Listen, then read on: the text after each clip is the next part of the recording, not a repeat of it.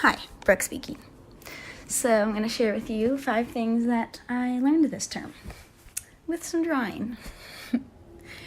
So the first thing that I learned was assertiveness. This is defined by Teresa, author of our book, as taking care of one's needs, feelings, and wants while respecting those of other people. Something I kind of learned about this topic was that I could probably improve in it.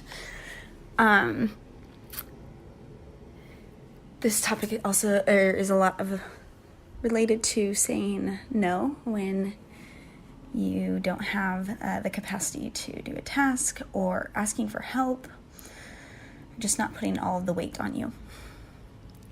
The second thing that I learned, as I'm sure many others of you may put in your video, is ABC, which is, as we all know, to always be in contact.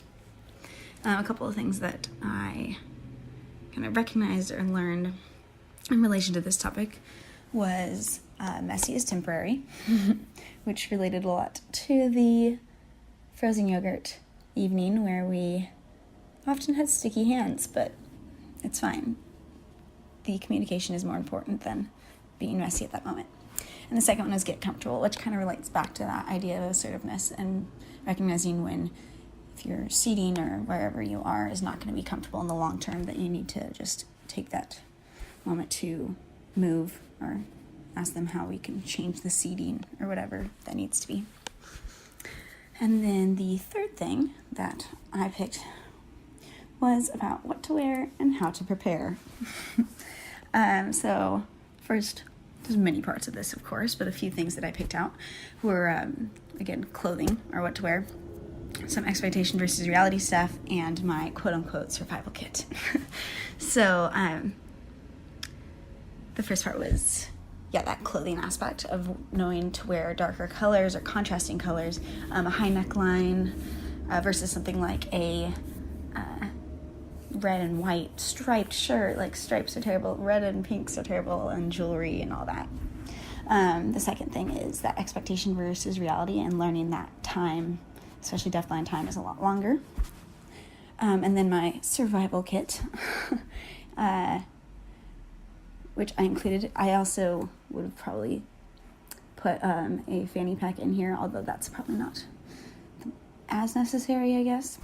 But yeah, so I put in here a hand sanitizer, deodorant, and mints, because, well, you're touching a lot with each other and want to be, try to keep germs to yourselves. And then mints and deodorant, because, of course, their smell may be a little stronger than ours. Sense of smell, I mean. The fourth thing was perspective. And I got a really cool opportunity to do a case study in another class on someone with Usher syndrome in my life. And with that, I got to read a lot of medical articles about Usher's syndrome, which in turn talked a lot about deafblindness. So learned a lot about that differing in perspective, that medical versus cultural perspective, with cultural being a lot more about deafblindness relating to identity and abilities and independence, and then medical a lot more on focus on fixing, or you can't do this, or seeing them as helpless.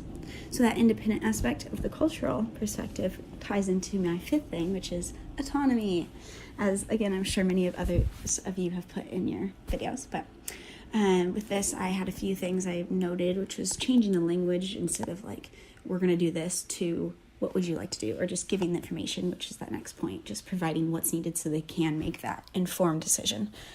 And then that we're just kind of along for the ride, and they're doing what they want to do. So anyways, overall, these are my 5 things that I picked to share with you about what I learned. And yeah, thank you for watching this video.